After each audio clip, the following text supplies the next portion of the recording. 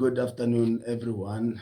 I hope and trust everyone is okay at home. You're feeling good by the grace of the Lord.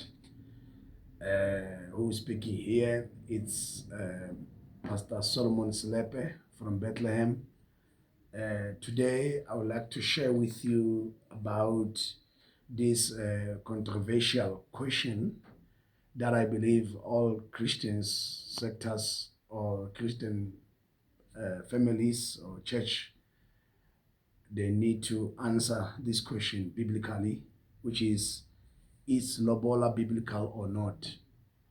Um, I believe as a child of God, everything must come from God. Everything we do apart from God, it's sin. It's not glorifying God. It's out of God's content, and that is to offend God by doing anything else than His will. So my goal today, I want to deal with this question first by sharing the introduction of my research, and later on, God's willing, we will deal with the details of it and answer it from the scripture perspective.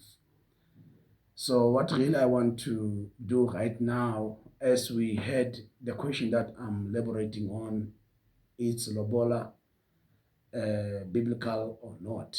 So my standpoint is that I believe lobola is not biblical. And I believe if there is anyone can prove me wrong, you are welcome to do so. Biblically, show me the truth, what the scripture says about lobola.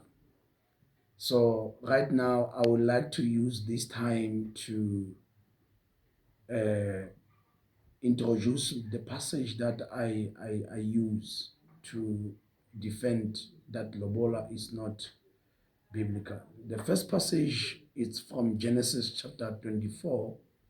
It is a familiar passage. I believe most of us, we know about this passage of Abraham sending his servant to go to look for a wife for his son, Isaac. And the other passage is going to be Genesis 29, and from verse number 9 until verse number 12. Also, this part of portion also we're going to deal with where Jacob married two wives. And we will also going to learn and study that passage. Is all this passage I'm indicating, saying or permitting one to go through lobola in order for you to marry someone or your loved ones, the love of your life. And yeah, we're gonna look at that, and we're gonna expand it also, this chapter of 29 from verse 13 to 20 and verse 21 to 25. As we read that, it will also open our hearts and mind to understand the whole thing. Yes, this is the kind of approach that I want to deal that with as well. As I introduce myself to you, I like to also thank everyone who is going to listen to this presentation. And more so, I would also like to thank and honor our great God who protected us from our different places where we are and kept us from our various locations where we live with our loved ones and family at large.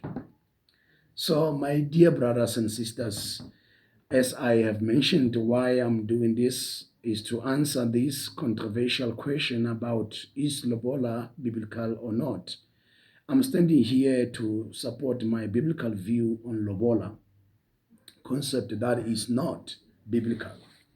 Culture, yes, it is cultural thing. Lobola is not a biblical thing, but it's a cultural thing. And the goal of this presentation is to enhance our high view of scripture.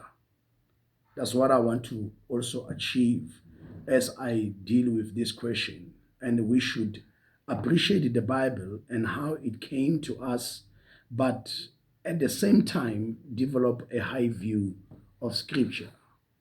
And I really looking forward to use the scripture as my only weapon and standpoint to support my question that is before all of us.